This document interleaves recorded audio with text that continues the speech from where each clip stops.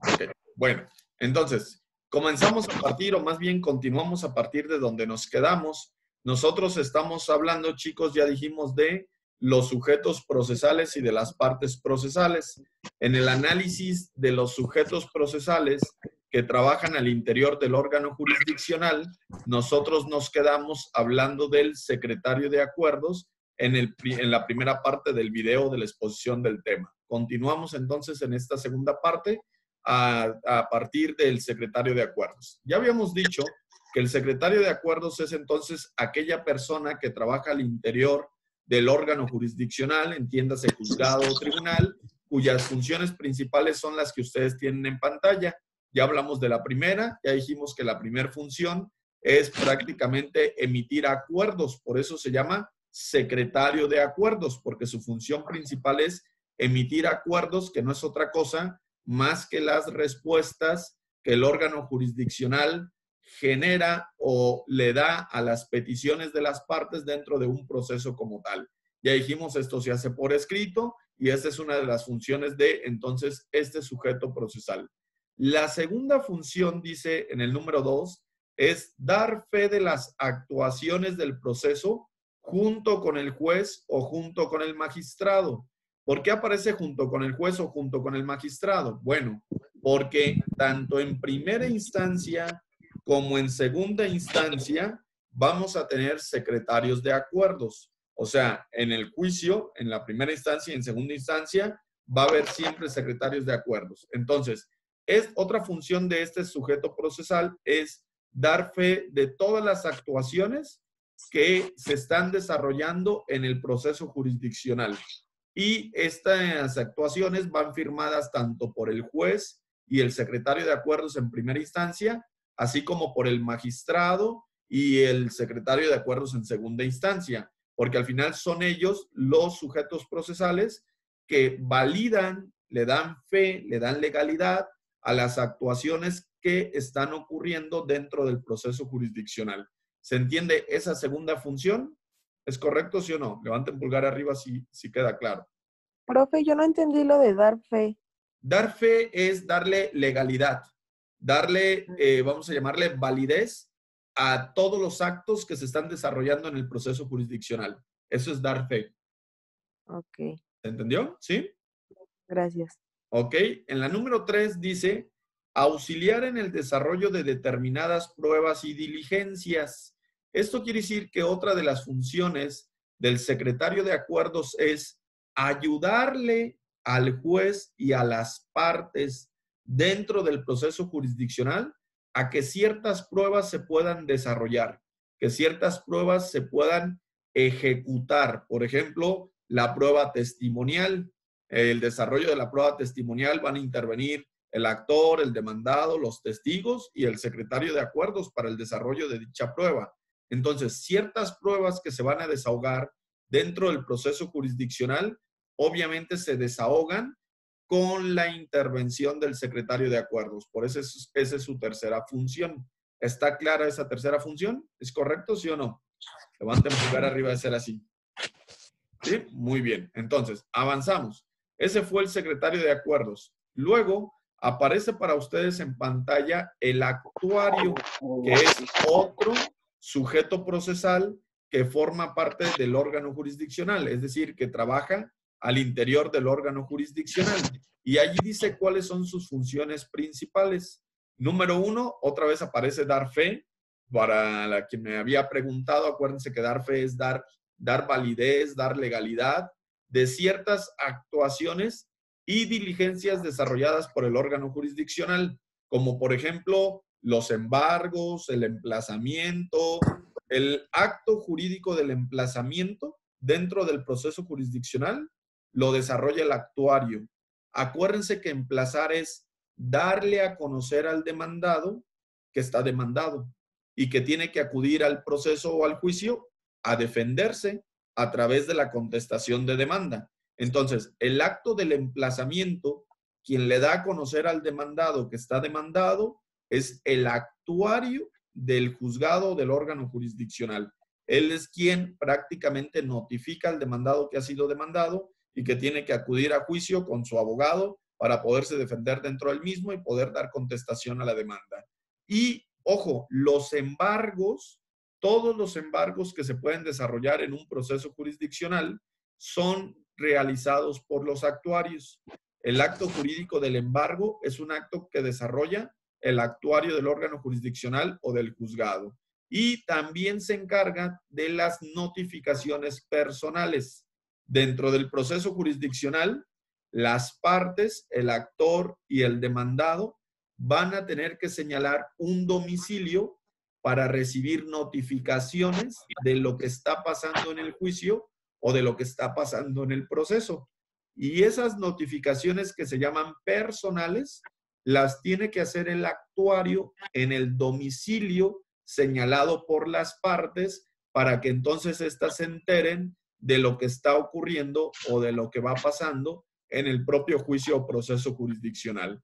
Entonces, recuerden, el actuario es un sujeto procesal que trabaja al interior del órgano jurisdiccional y cuyas funciones principales son darle fe o darle validez y legalidad a ciertas actuaciones dentro del proceso jurisdiccional.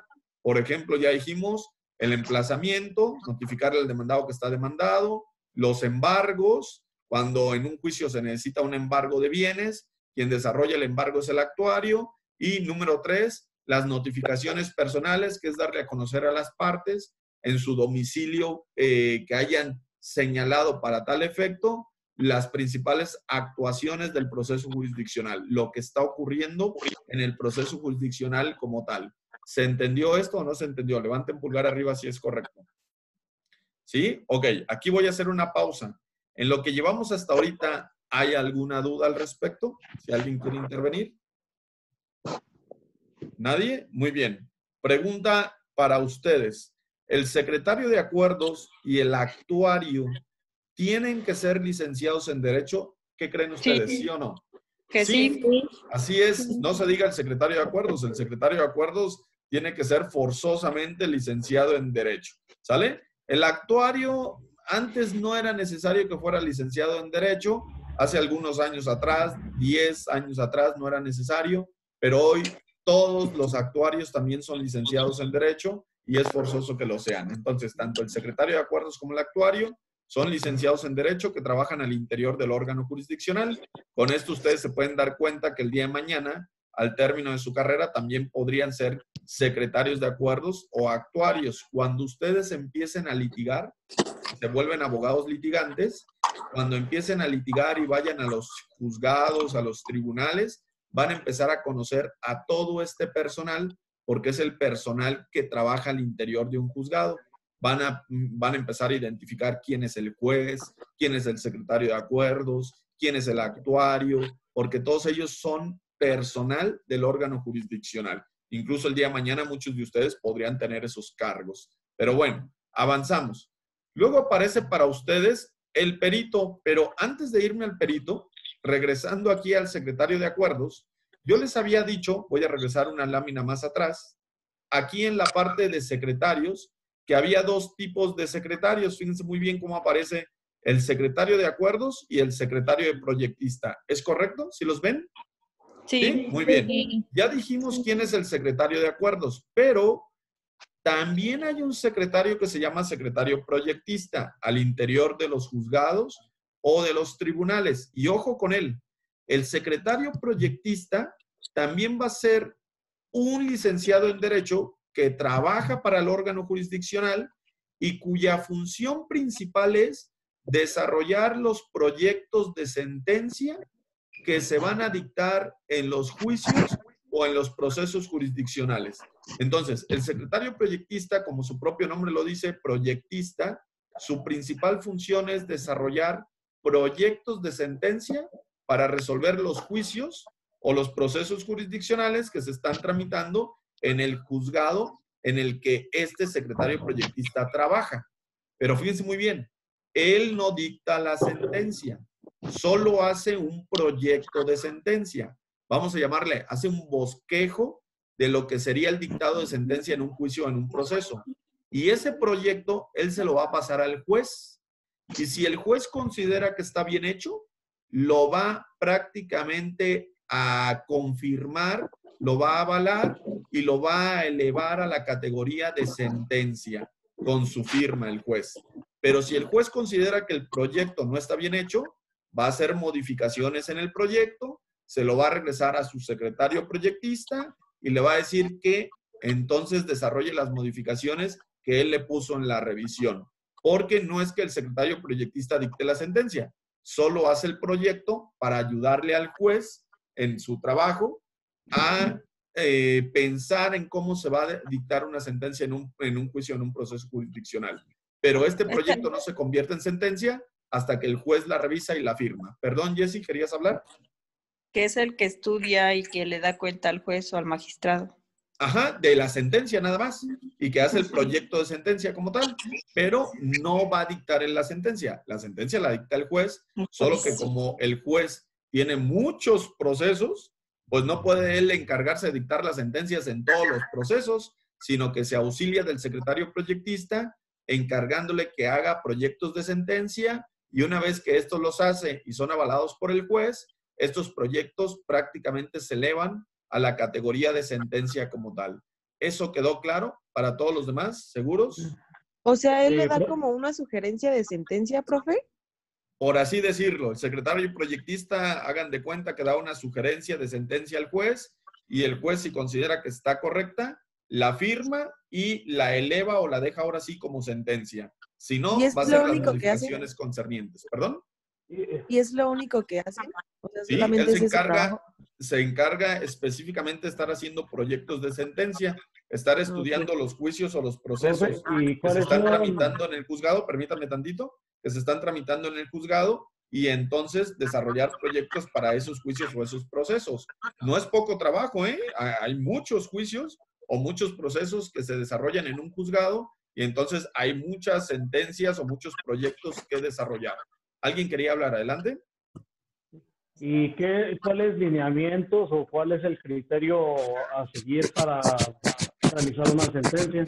La ley, el estudio de la ley. Acuérdense que los secretarios de proyectistas van a dictar o van a desarrollar más bien proyectos de acuerdo a lo que establece la ley que regula el caso competente. Si estamos hablando de un juicio civil, el secretario proyectista se va a enfocar en el Código Civil y en el Código de Procedimientos Civiles para desarrollar los proyectos de sentencia en un juicio civil. Si estamos hablando de un juicio laboral, el secretario proyectista del juzgado laboral se va a enfocar en lo que dice la Ley Federal del Trabajo y en base siempre o con base siempre en la ley se va a desarrollar un proyecto de sentencia para que este proyecto sea legal y vamos a llamarle equitativo y justo. ¿Sí me estoy explicando, José? Y por ejemplo, ¿cuál es el criterio para seguir, pero referente a los años? Porque he visto, por ejemplo, sentencias de 10, de 12 años. La ley nos marca que la justicia debe ser pronta y expedita. Eso nos dice el artículo 17 constitucional.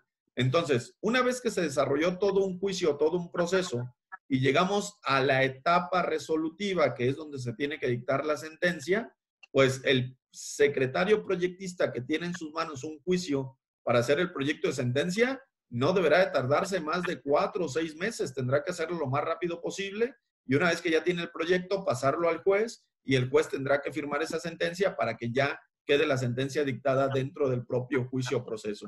¿Se entiende eso, José? ¿Sí o no? Sí. Pero yo me refería de los años que le dan, por ejemplo, a una persona ya condenada, pero dicen, no, pues vas a estar 12 años en la cárcel o vas a estar 11. Pues el Código Penal, hablando exclusivamente de la materia penal, el Código Penal señala en cada delito cuál es la sanción que se puede establecer para cada delito. Y te va a decir un mínimo y un máximo de sanción. Por ejemplo, puede venir para X delito de 3 a 10 años de prisión y entonces, en este caso en materia penal no es un secretario proyectista el que dicta la sentencia, la hace el juez penal, pero el juez penal toma en cuenta lo que dice el Código Penal para cada delito con relación a la sanción que viene establecida ahí para cada conducta delictiva. ¿Sí me estoy explicando, José? ¿Sí? Sí. Ok, muy bien. ¿Alguien más? Adelante, Jessy, ¿querías participar? Que también, bueno, de lo que comentaba Juan, de los tiempos, que también es conforme a la materia, porque cambian los tiempos. Es correcto, es correcto. Acuérdense que esas sí son circunstancias que van a cambiar en cada materia, ¿sale? Pero bueno, ¿se entendió lo que es el secretario proyectista hasta ahorita? ¿Sí? ¿Tenemos claro lo que es el secretario proyectista, sí o no? Sí. Muy bien. Y luego nos vamos a otro sujeto procesal que es el perito. Fíjense muy bien, el perito es un sujeto procesal que puede intervenir en un juicio o en un proceso jurisdiccional, pero solo en aquellos donde se haya ofrecido y esté por desahogarse la prueba pericial, nada más en esos procesos. ¿Qué es un perito? La palabra perito significa experto. Eso significa la palabra perito.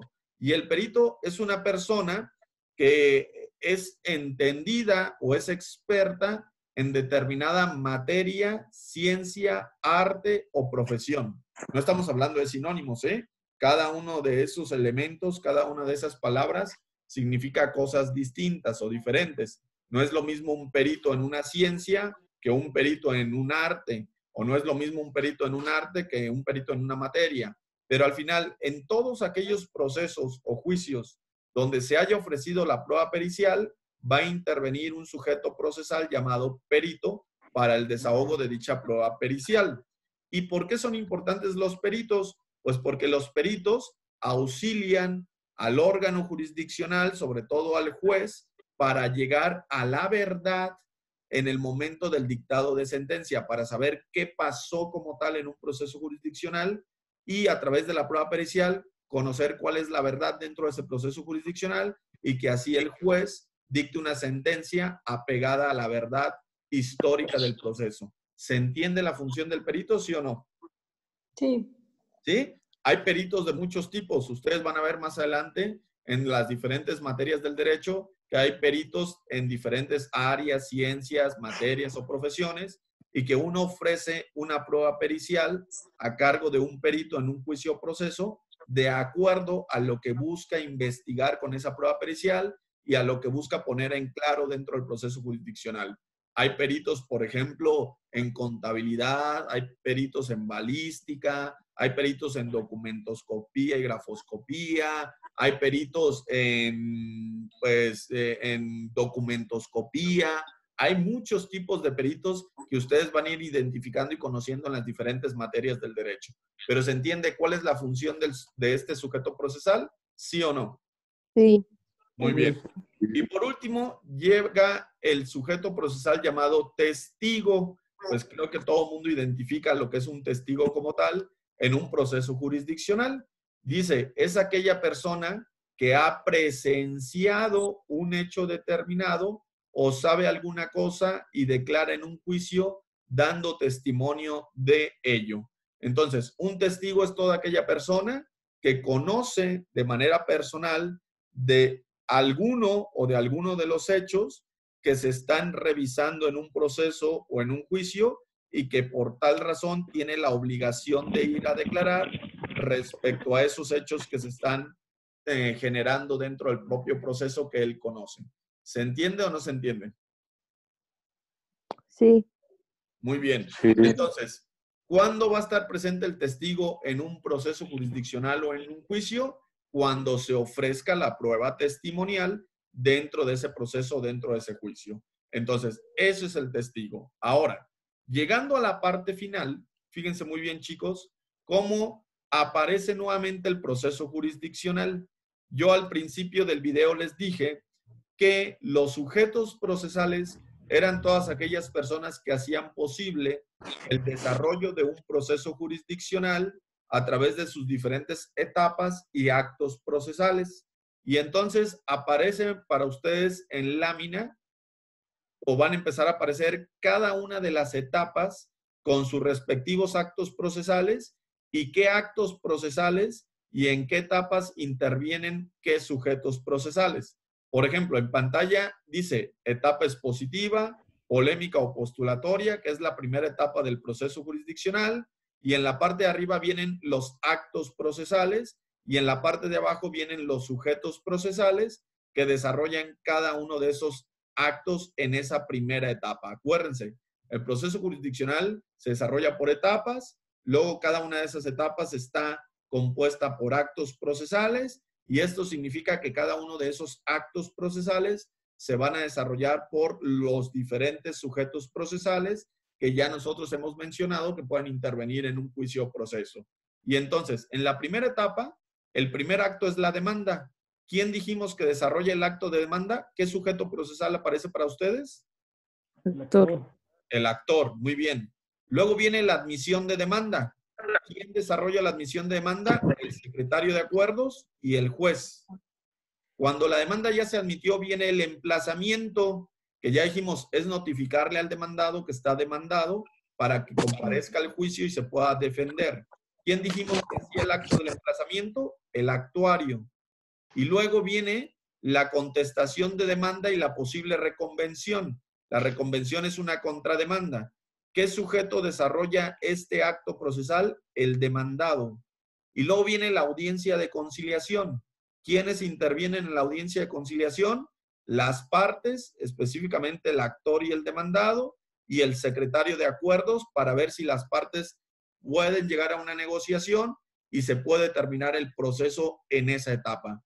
Pero si no se puede terminar en esa etapa porque no hubo conciliación, nos vamos a la segunda etapa, que es la etapa probatoria.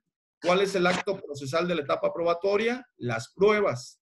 ¿Qué sujetos intervienen en las pruebas? Las partes, el actor y el demandado, el juez, el secretario de acuerdos, el actuario, ojo, los peritos cuando se ofreció la prueba pericial y los testigos cuando se ofreció la prueba testimonial. ¿Se está entendiendo esto, sí o no? Sí. ¿Sí? Muy bien. Luego viene la etapa conclusiva. El acto de la etapa conclusiva son los alegatos. ¿Y quiénes desarrollan este acto procesal? Las partes, es decir, el actor y el demandado.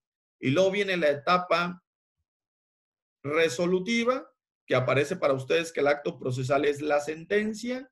¿Y quiénes intervienen en este acto procesal?